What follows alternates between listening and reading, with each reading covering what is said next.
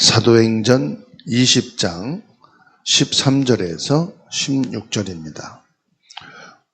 우리는 앞서 배를 타고 앗소에서 바울을 태우려고 그리로 가니 이는 바울이 걸어서 가고자 하여 그렇게 정하여 준 것이라. 바울이 앗소에서 우리를 떠나니 우리가 배에 태우고 미둘레네로 가서 거기서 떠나 이튿날 기오 앞에 오고 그 이튿날 사무에 두르고 또 그 다음 날 밀레도에 이르니라. 바울이 아시아에서 지체하지 않기 위하여 에베소를 지나 배 타고 가기로 작정하였으니 이는 될 수 있는 대로 오순절 안에 예루살렘에 이르려고 급히 가미러라. 아멘.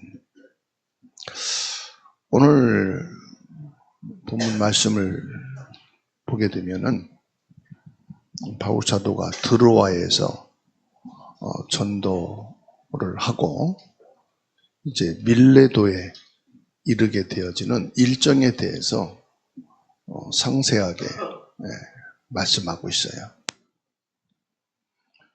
이 말씀 내용을 보면은 별 의미가 없어 보입니다. 뭐 배 타서 어디 가고 걸어서 어디 가고 또 만나서 어떻게 해서 오순절 안에 예루살렘에 도착하고자 하는 바울 사도의 스케줄입니다. 전도 스케줄. 근데 짧은 내용이지만 바울 사도가 얼마나 바쁘게 하루가 멀다고 계속 스케줄대로 움직이면서 무엇을 했느냐? 복음운동을 했다는 거예요.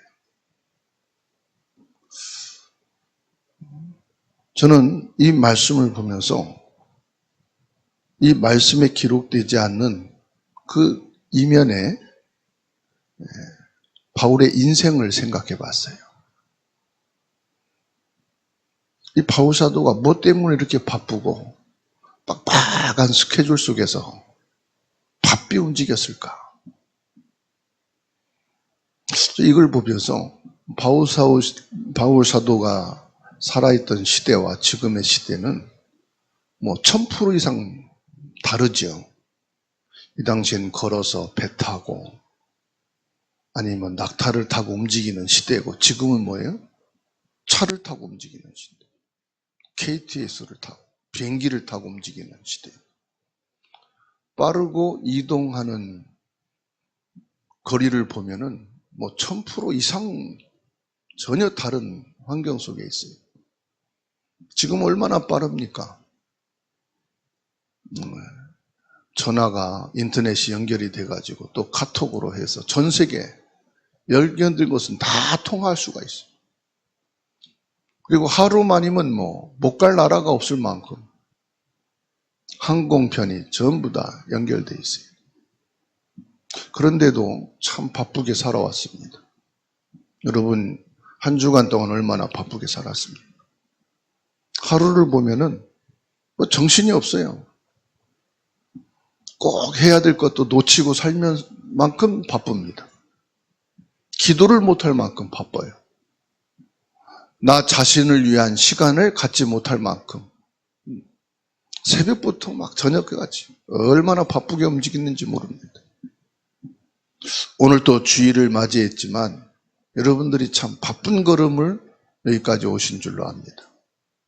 자, 하루가 바쁘고 일주일이 바쁘고 24년도 시작됐는데 벌써 이제 중반 넘어서서 7월도 다 갔습니다.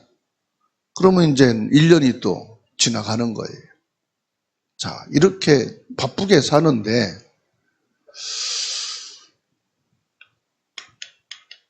나는 무엇을 위해 살 거냐?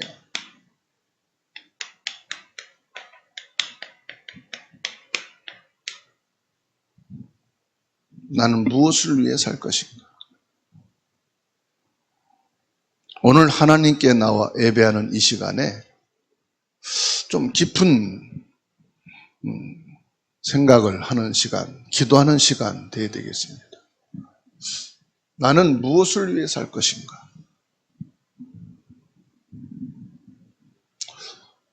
성도님들 중에 신앙생활을 열심히 하려고 합니다. 물론 감사한 일이죠. 근데 중요한 것은 열심히 신앙생활을 해야 되고 열심히 살아야 되는 것이 맞습니다만은 그것으로는 참된 신앙이라 말할 수 없습니다. 진짜 중요한 게 뭐냐? 하나님께서 지금 나와 함께 하시는 것이 맞느냐? 먼저 이게 확인돼야 돼. 내가 100년을 살았는데도 나만 열심히 살았지 하나님하고는 전혀 관계가 없다. 그걸 보고 헛살았다고 하는 거예요. 여러분, 내가 하나님의 구원받은 자녀가 맞습니까?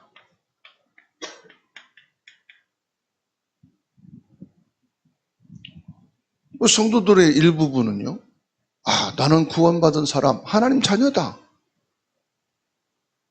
그것 가지고 살아요. 보면 얼마나 피곤하고 열심히 하는데도 평안이 없고, 하나님의 자녀라면은 하나님의 자녀된 축복을 누리는 거잖아요. 이게 없단 말이에요. 그 성도들한테 확인해 보면은 하나님은 나와 함께 계신다. 맞죠? 그 믿음 갖고선 교회를 다니겠죠.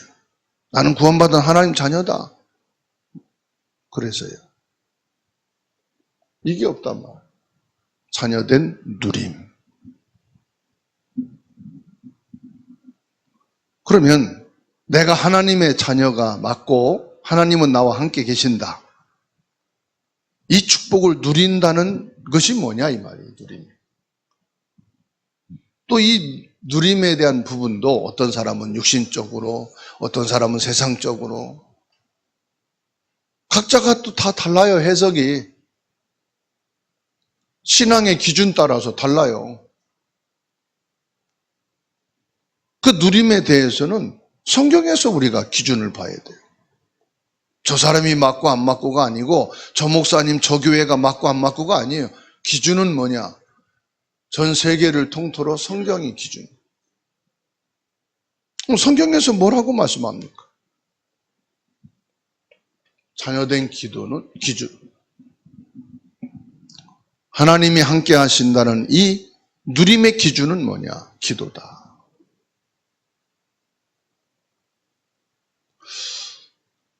우리가 많은 기도는 아니어도요, 기도 속에서 살게 되면 어떤 분은 그럽니다. 기도해도 되는 게 없는데, 응답이 없는데 기도가요 쌓여가는 거예요. 쌓여간다는 게 뭔지 압니까? 나의 영적인 상태더라고요. 그래서 기도한다는 자체가요 내 믿음의 상태예요. 응답이 뭐냐? 문제 앞에서 흔들리지 않고 하나님 바라볼 수 있는 믿음의 상태. 왜 사람이 바뀌고 변하는지 아십니까? 그 사람의 믿음의 상태예요. 전에는 그러지 않았는데 그때 그분의 믿음의 상태와 지금의 믿음의 상태가 다른 거예요. 내가 24 기도의 축복 속에 있게 되면은요, 큰 것이든 작은 것이든 거기에서 내가 흔들리질 않는 거예요. 오늘 바울사도의 일정을 보세요. 그렇게 바쁜 일정을 소화하는데도 이 바울사도의 믿음의 상태예요. 내가 어디를 가든지 누구를 만나든지 어떤 사건 위기 속에 있든지 예수는 그리스도라고 말하게. 오직 복음만에만 있을 것이다. 그게 기도의 사람이에요. 기도를 많이 했느냐? 이 사람은 오늘 좀 적게 했느냐? 그게 기준이 아니에요. 그거는 시간적인 것이고 가장 중요한 것은 내 믿음의 상태. 그리고 뭐냐?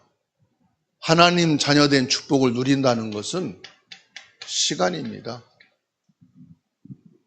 모든 사람에게는 동일하게 24시라고 하는 시간을 주셨어요. 즉 하루의 시간을 다 주신 거예요. 진짜 하나님이 함께 계시고 하나님의 자녀된 축복을 누리는 사람은 뭘 하느냐? 시간 관리를 잘하는 사람이에요. 그러면 빈틈없이 내가 스케줄을 짜고 바쁘게 사는 것이 시간 관리일 수도 있겠지요. 아무것도 안 하고도 자기 시간 관리가 있어요. 시간 관리가 뭡니까? 가장 중요한 시간 관리는 내가 하나님 앞에 서는 시간을 갖는 거예요. 너무 바쁜 시간들을 보내다 보니까 하나님 앞에 있는 시간이 없다 이 말이에요. 나를 위해서, 의식주를 위해서 바빠요. 내 자녀와 내 가정을 위해서 바빠요.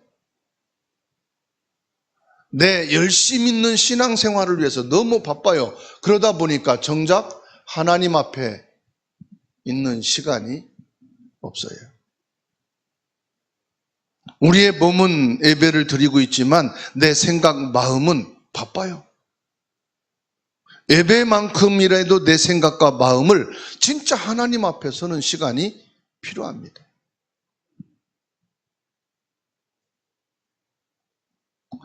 시간 관리라 이 말은 우선순위를 말하는 거예요. 내 시간의 우선순위를 어디에 뒀느냐.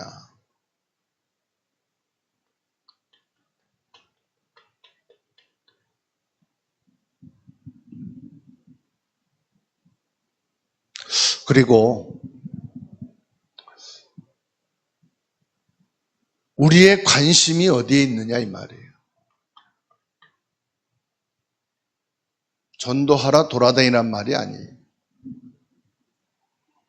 모든 사람이 전도자로 살란 말이 아니에요. 중요한 것은 하나님은요, 내 모든 생업이 전도를 위해서 주신 거다. 나의 가정과 직장과 학업과 모든 현장은 하나님께서 무엇을 위해서요? 전도를 위해서 있게 하신 것이다. 내 삶 속에서 만나지는 대부분의 사람들이 전도 대상자예요. 학교 안에 친구들이 거의 대부분 전도 대상자예요. 직장 안에, 사업 안에, 사회생활 속에. 나는 예수 믿는 사람밖에 안 만나는데요. 교회 다니는 사람 중에도 전도 대상자가 있어요. 예수 안 믿고 종교생활로, 취미생활로 다니는 사람들이 요즘 많아요. 너무 독단적인 말씀 아닙니까? 무당 가보세요. 뭐라고 하는가? 예수 믿는 사람 많이 점치러 온다고 그래요. 중직자, 목사까지 와가지고 어디에 교회를 세워야 되는지 물어보라 오는 사람도 있다고 그래요. 이건 제가 만들어낸 얘기가 아니에요. 제가 무당들을 500명 넘게 전도하기 위해서 만났어요. 그 사람들이 얘기해요. 물론 과장된 거짓말도 있다는 걸 알아요. 그런데 무당 중에는 목사 자녀들도 있고 목사하다가 무당된 사람도 있고 교회 3개나 개척한 권사님도 있고 다양한 사람들을 많이 봤어요. 다시 말씀드리면 현장에 전도 대상자가 많습니다. 학교 다니면서 직장 생활하면서 사회생활하면서 내 주변에 있는 사람들에게 그리스도로 답을 주는 게 전도예요. 이 사람 교회당에 끌고 오는 것이 전도가 아니고 그건 다음 일이고 먼저 이 사람이 하나님 만나야 되잖아요. 복음을 들어야 되잖아요. 그래야 생명을 얻을 거 아닙니까? 그게 전도요. 그리고 우리의 인생의 목적이 뭐냐? 선교입니다. 이걸 가리켜 세계 복음화라고 그럽니다.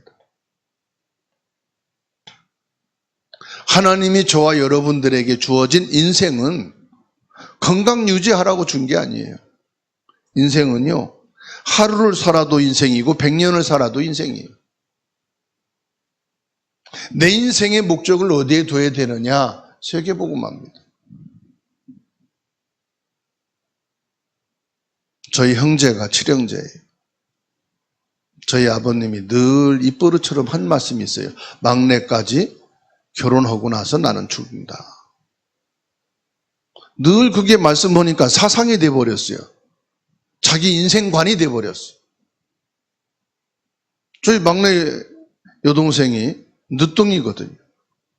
그러니까 늘 하는 말씀이 그래요.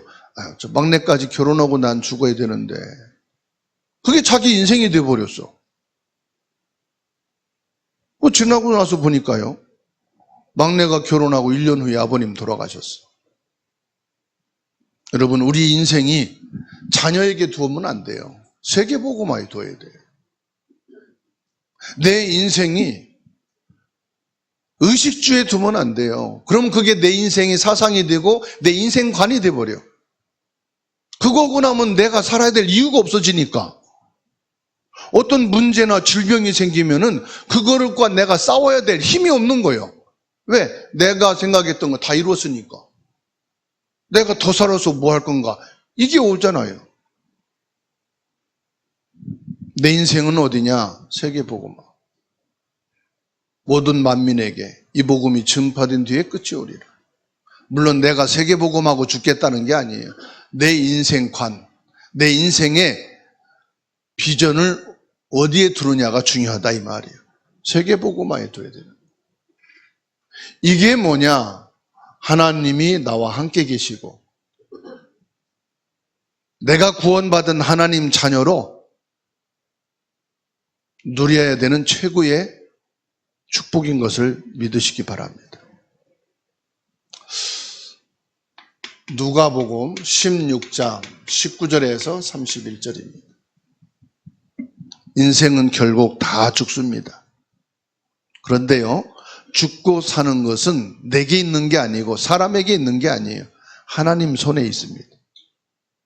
요즘은 의학이 너무 발전하고 과학이 발전하다 보니까 의학에서 과학에서 진단하고 이 사람은 얼마 못 살 겁니다. 얼마 있다가 죽을 겁니다. 거의 다 맞아요. 그러다 보니까 과학을 의존하는 의존도가 아주 높아요. 의학에서 과학에서 진단하고 맞는친다 할지라도요, 그 생명을 주관하는 것은 하나님이십니다. 하나님 손에 내 인생이 있다는 말이에요. 이것을 사람들은요, 안 믿어요.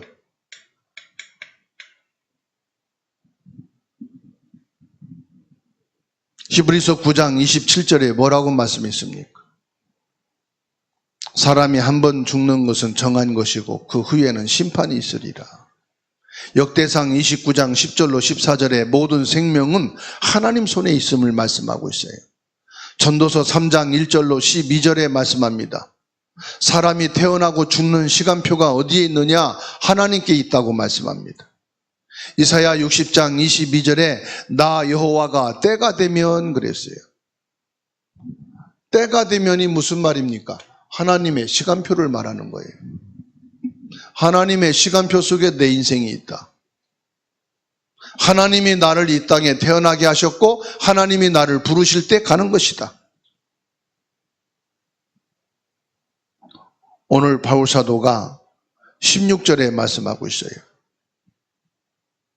될 수 있는 대로 오순절 안에 예루살렘에 이르려고 급히 가미러라. 오순절이 뭡니까? 사도행전 2장 1절 말씀 보세요. 오순절 날이 이름에 그러지 않고 뭐라고 말씀합니까? 오순절 날이 이미 이름에 이렇게 말씀하고 있어요. 이미란 말은 무슨 말이죠? 이미란 이 단어는 상당히 의미가 있어요. 이건 뭘 말하느냐? 하나님께서 이미 준비하셨다 이 말이에요. 뭘 준비했습니까? 예수님께서 말씀했습니다. 사도행전 1장 4절 5절 그리고 8절에 오직 성령이 너희에게 임하시면 너희가 예루살렘을 떠나지 말고 아버지께서 약속하신 것을 기다리라. 요한은 물로 세례를 베풀었지만은 너희는 성령으로 세례를 받으리라. 오순절이 뭐냐? 보혜사 성령을 보내시겠다고 약속하신 날이에요. 그게 요한복음 14장 16절에서부터 27절까지 말씀입니다. 보혜사가 오시면 너희와 함께 할 것이고 너희에게 깨달음을 얻게 할 것이고 너희에게 이런 말씀을 생각나게 할 것이고 세상에서 얻지 못하는 참 평안을 너희에게 주노라. 27절의 말씀. 그리고 사도행전 2장 1절 초대교회에 성령이 강림하신 바람 같은 불 같은 성령이 역사하신 그날이 바로 오순절인데 이 오순절 날에 성령을 보내시기로 하나님이 준비하셨다. 우리는 하나님이 준비하신 그 시간 속에 지금 살고 있다 이 말이에요. 하나님께서 내 인생을 준비하셨어요. 하나님께서는 나의 모든 시간표를 준비하셨어요. 나의 가고 앉고 일어섬에 대한 모든 길을 하나님이 준비하셨다.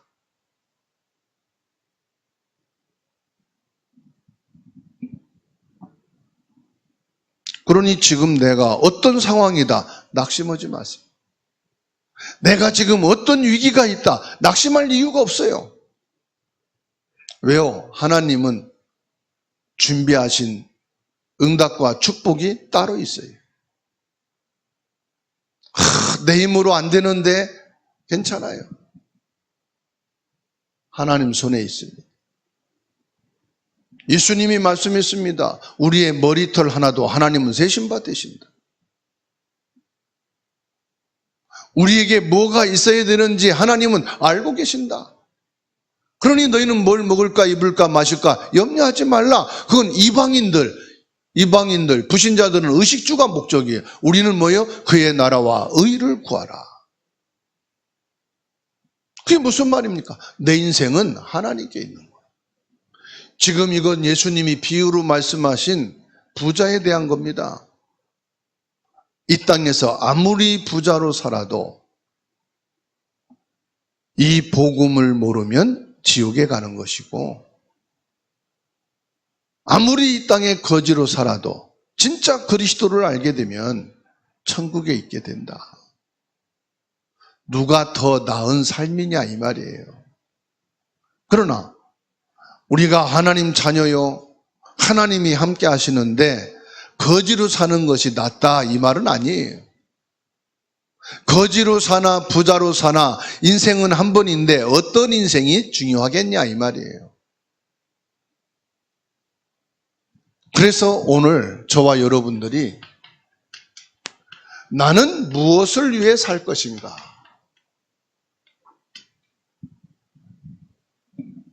내 인생을 점검하고 믿음을 결단하는 시간 되기를 주님의 이름으로 축원합니다. 나는 무엇을 위해서 살 것인가를 알려면은 하나님을 제대로 알아야 되죠. 성경을 통해서만 우리는 하나님을 알 수가 있어요. 신앙인이 말한 것은 그분이 체험된 하나님이고, 그런데 체험된 하나님을 따라가다 보면은 신비주의로 가고 교주로 빠져버려요.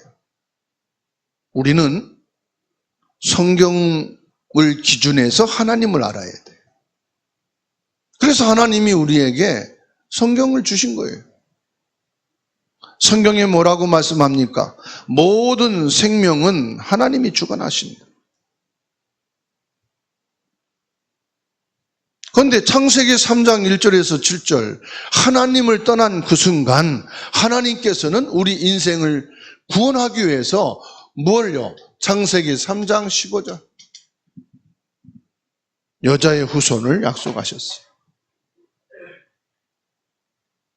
바로 그리스도입니다.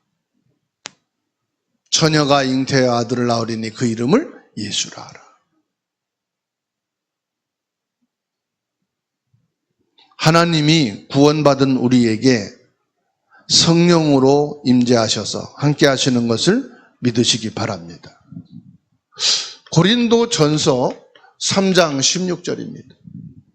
너희 안에 하나님의 성령이 계심을 알지 못하느냐. 성령께서 내 안에 계시기 때문에 나는 하나님의 성전이요 하나님의 교회다. 그리고 하나님께서 우리에게 뭘 주십니까? 말씀을 주십니다. 그게 성경이에요.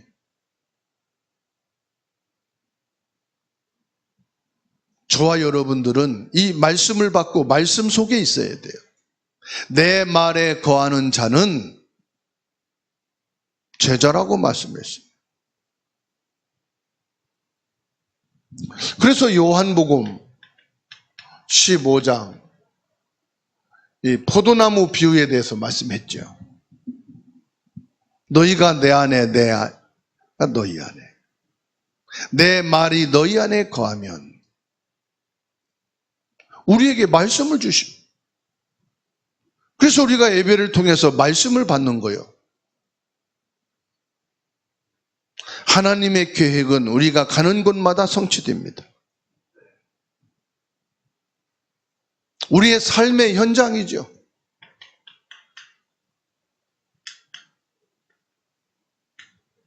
우리의 삶의 현장 속에 하나님 계획이 있고 하나님의 축복이 있는 것을 믿으시기 바랍니다. 우리가 앉고 서는 것을 하나님은 주관하고 계십니다. 그리고 내세가 반드시 있습니다. 우리는 이 세상만 보이기 때문에 이 세상이 전부지만 분명히 하나님은 말씀합니다. 내세가 준비되어 있어요. 그래서 이 땅에서 죽는 것은 모든 사람에게 있지만 심판이 있다. 그 심판은 뭘 말합니까? 이 땅에서 예수 그리스도를 믿어 구원받은 자는 천국으로, 이 복음을 부인하는 자는 지옥으로. 그리고 마태복음 10장 40절 42절 말씀 보세요. 반드시 우리에게는 뭐가 있다고 그랬습니까? 상급이 있다. 냉수 한 그릇에도 하나님의 축복이 있다는 사실이에요. 자, 그렇다면은 저와 여러분들이 가장 중요한 것을 선택을 해야 될 때가 있어요. 뭔가를 놓고 결정해야 될 때가 있어요. 이게 중요합니다. 하나님께서 내 인생의 모든 것을 계획하시고 축복하시고 나의 내세까지도 분명하게 준비해 놓으셨다면 내가 살아가야 될 지금입니다. 선택이란 말은. 죽은 자에겐 선택이 없어요. 살아야 되는 나의 선택이 있는 거예요. 무슨 일을 하든 어떤 사람을 만나든 내가 무엇을 위해 살 것인가 선택을 말합니다. 13절의 말씀 보세요. 배를 타고 그리고 도보로 14절에도 배를 타고 15절은 섬을 말하고 있습니다. 섬으로 갔다가 16절에 에베소로 갔다가 예루살렘으로 급히 감이라. 바울 사도의 스케줄의 인생을 말하고 있어요. 무엇을 위해서 이렇게 급히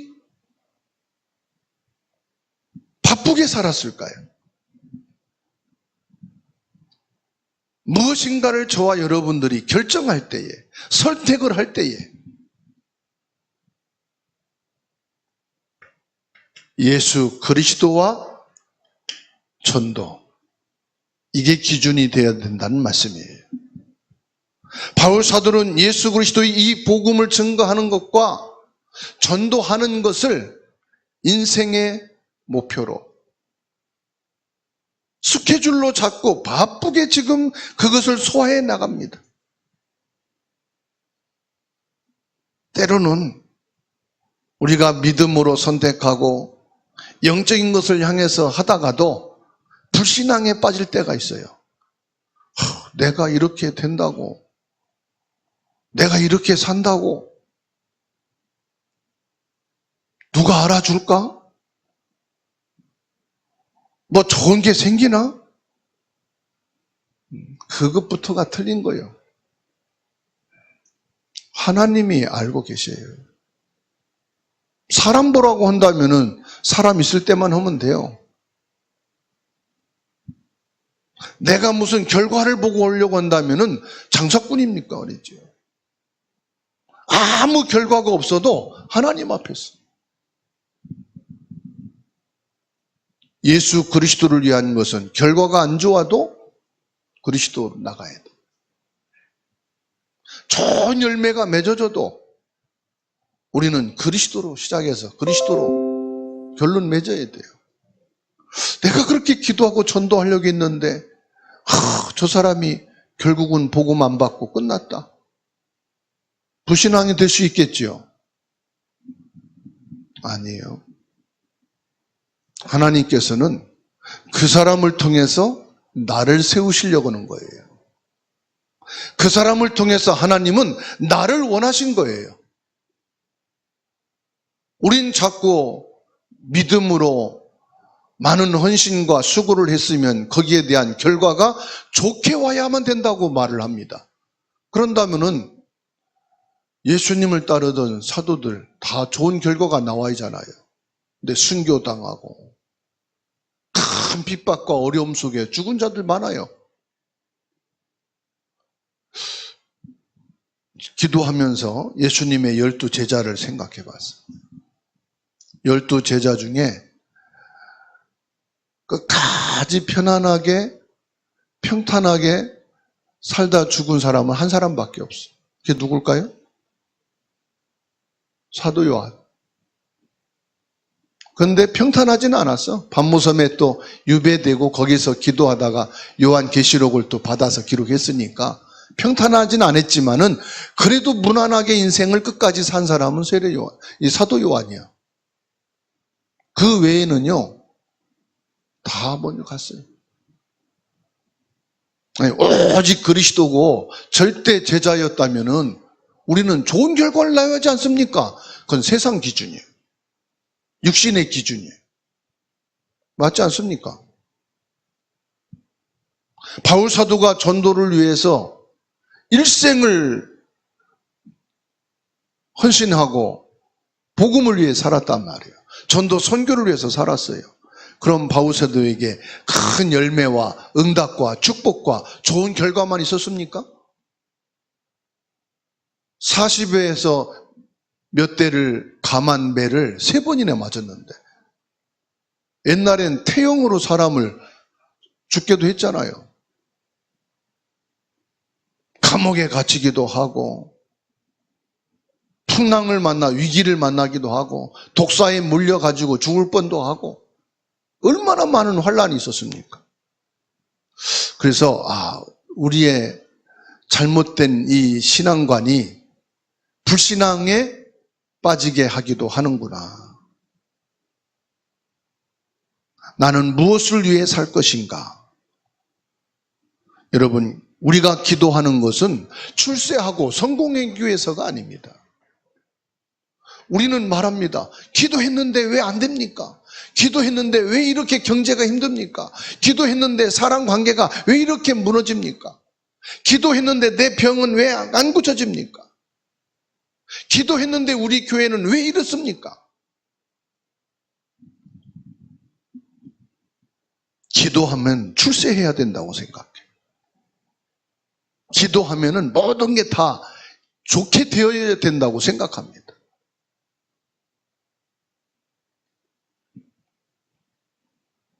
우리가 기도하는 것은 내 뜻을 이루고 내 목적 성취가 아닙니다. 하나님의 나라와 의를 위해요. 사도행전 13장 1절로 4절에 바울 사도는 하나님의 일을 위해서 금식하며 성령인도 받았다 그랬어요. 성령인도 받기 위해서 금식 기도하는 거지요.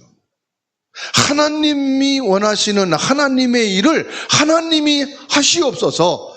이게 기도 목적이 아닙니까? 그렇죠? 그게 성경적인 기도요. 그러면 하나님을 위해서 하나님의 일을 위한 것이 뭘까요? 그게 세계복음화예요. 세계복음화를 위해서 기도하시고 세계복음화를 위해 나가시기를 주의 이름으로 축원합니다. 고린도전서 6장 19절에서 22절 말씀 보세요. 나는 내 것이 아니요 내 것은 하나님의 것이라. 값으로 사신 하나님의 것이다. 하나님의 성령이 너희 안에 거하시고 너희는 하나님의 성전이다. 이 말은 무슨 말이냐?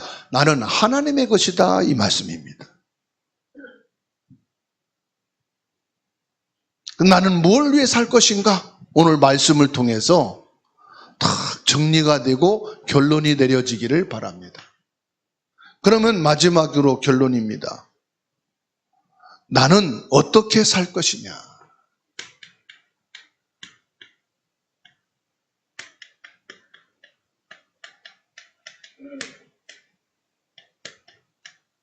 나는 어떻게 살 것인가? 기도 계획을 먼저 세우시기 바랍니다.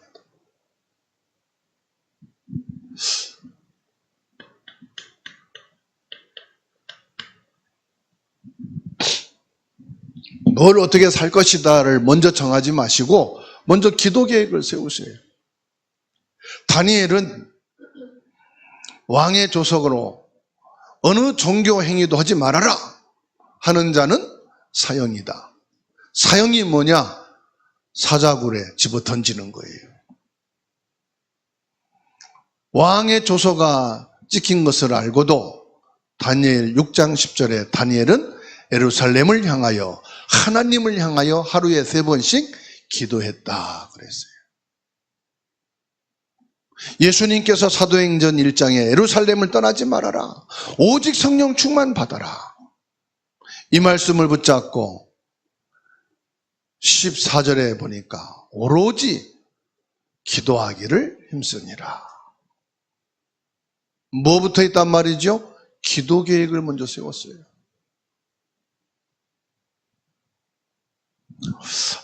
내가 하나님 앞에서 하나님의 일을 위해서 살 것인데 그러지 마시고요.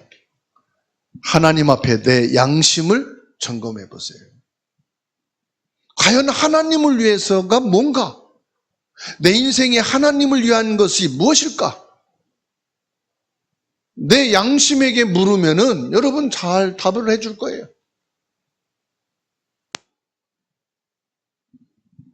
내가 일을 성공해서 하나님 영광 돌려야지. 아닙니다. 일 성공하려고 하지 마시고 내가 하고 있는 작은 일이 청소가 되든지 박사가 되든지 연구원이 되든지 직장 사업이 되든지 아무 상관없습니다. 내가 무슨 일을 하든지 이 모든 일을 통해서 하나님의 영광을 돌릴 것이다. 내가 부모라면 엄마로서 하나님의 영광을, 자녀라면 자녀로서 하나님의 영광을.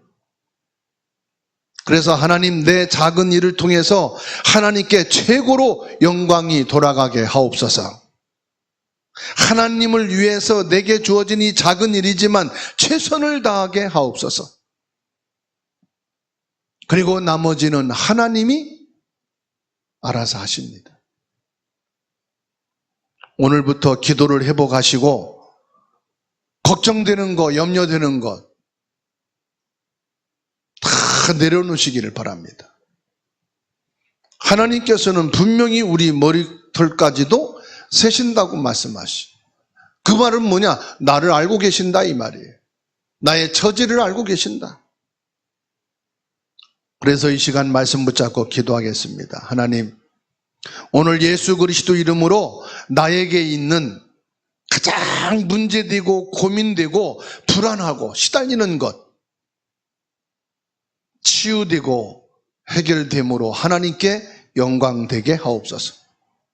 내게 있는 질병, 가정 문제, 건강 문제, 경제 문제, 직장, 산업, 학업, 진로 이 모든 것을 기도로 하나님 앞에 다 내려놓을 수 있게 하옵소서.